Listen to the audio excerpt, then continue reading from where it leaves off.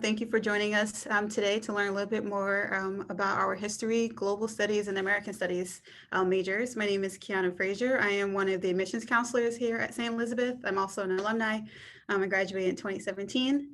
With me, we have Dr. Unoso. She is going to tell you a little bit more about our majors and why you should do it when you get onto campus. So I give it to you.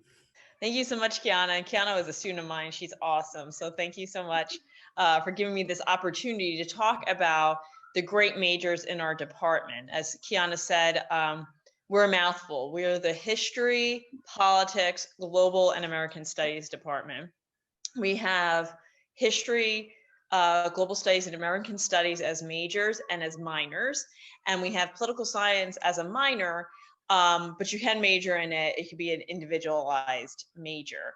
And I love talking about these programs. I'm going to give you the little bit of nuts and bolts of it right now, but I really want to take just a little bit of time to talk to you about why it's so important to major in the liberal arts. I think it makes you so marketable, and I think people don't realize that. So just our programs in general, all of our programs give you a wide breadth of knowledge about our discipline. So if you major in history, you're going to get world history, you're going to get American history, of course, you're going to get law and government, and you're going to get regional history. And we also do special topics as well, purposely, so we could fit the different needs of our students. So we've done, for example, the latest special topics we've done is slavery and the founders, where we looked at the founding fathers and this issue of slavery and where they stood and how we should judge them. And that was really based on something that our students wanted, and we tried to deliver. American and global studies are two majors you can take as well. American studies, a lot of our students who have taken it have gone on to teach elementary ed. And you don't necessarily have to, but the reason it's such a great major is because you learn American history, American literature, American religion, American sociology. So when you're an elementary school teacher, you have to teach a bunch of different subjects. And this major really gives you the opportunity to get your skills ready before you go in. And then global studies, it's a mix of culture, you can take a language track if you want, but you don't have to, politics, and international law. So you could get a mix of that as well. So we have students who go more cultural, they do some, we have some students who do more global studies, sort of lit, right? But we do have a base so that students who are majoring in global studies do get a taste of all these different fields in the discipline. And then political science is what you would expect. It's a mix of law and government. So sometimes I get asked at admissions events, well, if I don't want to teach, what am I going to do with these majors? And I say so much, and I base it off of our alums and what our alums have been able to do. Because what I don't think people realize is that the liberal arts make you which history, global studies, American studies, political science are a part of, they make you so marketable to employers. How so? Well, yeah, I understand that if you major in accounting, or if you major in marketing, it sounds like a job, and majoring in global studies doesn't just necessarily directly sound like a job, but it does, because our courses teach you how to research effectively, how to communicate well, how to, write particularly efficiently, and in a manner that sells your point, right? That makes your argument. You learn how to deal with different perspectives, to reject blind certainty, how to be innovative and creative, right? To do things on a timeline, how to organize. I often tell my students that being a liberal arts major, so being a history major, is like being in an escape room, right? You're thrown into an escape room. The only objective you have is to escape, but you have no idea. If you've ever been a tough escape room and never done them before, you're like, well, what am I supposed to do now? And I think our majors prepare students, because in many of our classes, we give you the skills, we teach you the skills, and then we give you a project, and you're like, wait, what? And you're not treated like a baby. You're like, here are your tools, you have the skills, figure this out. And our students do. They learn how to be observant. They learn how to organize what they observe, because in an escape room, right, you get clues that some clues you need them in the beginning, some clues you need them at the end, right? But you have to take those clues, take notes, organize them. You need to know how to communicate yourself well and communicate with your team, right? So you become what you become is a problem solver. And I guarantee any job that you're going to get, your employer's not going to be like, here is how you do this from step A to step Z. No, they'll be like, this is the objective. This is what we want you to figure out. Here you go. Here are the notes. Here's what's been done before, but you got to figure this out. It's on you. And so our majors learn how to do that. And I could say that with confidence because of what our majors have done. So we have majors who are grant writers for foundations, for organizations.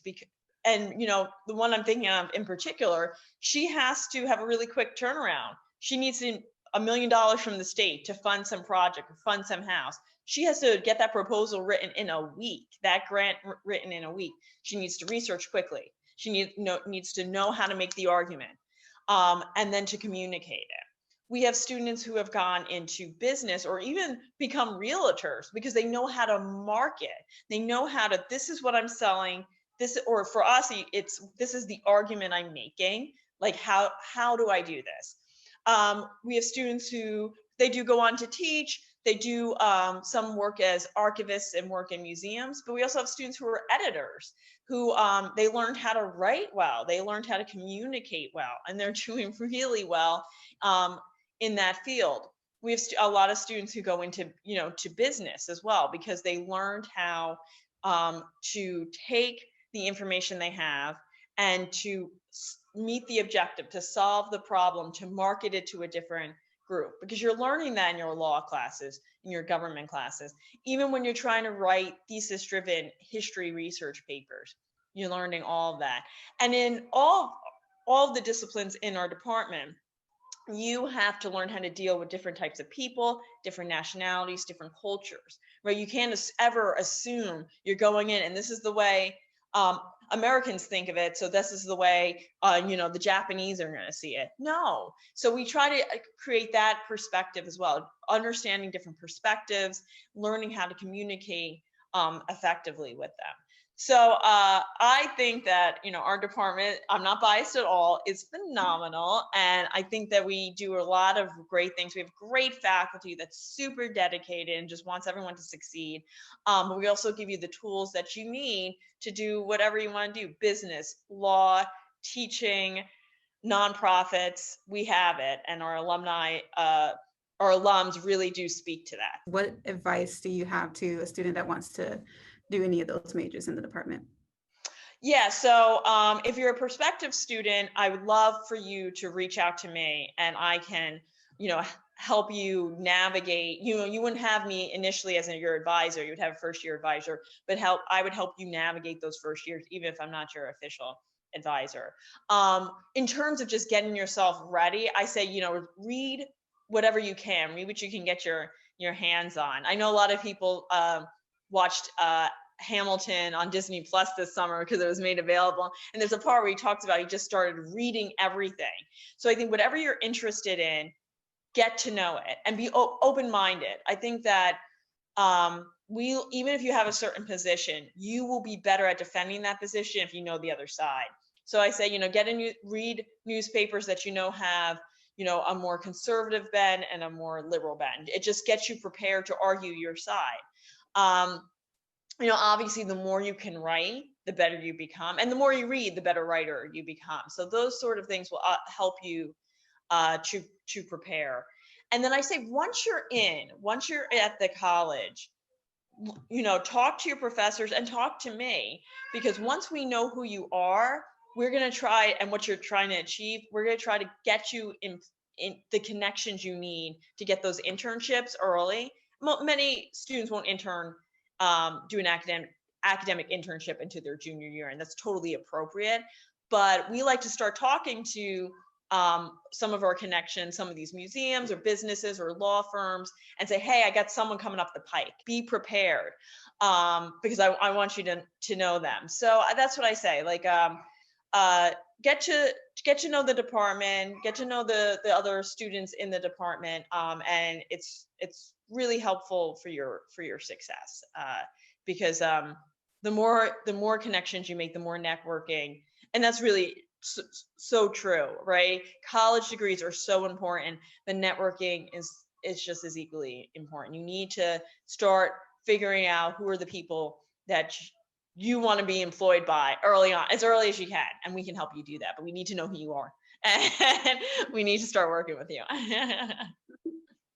Awesome. Well, thank you so much. I encourage anyone that's listening to definitely apply. You can find it on our website or through the Common App. So our website is www.steu.edu/apply. You also can visit us. But thank you for joining. And you guys have a great rest of your day. Thank you so much, Kiana. Thank you, everyone.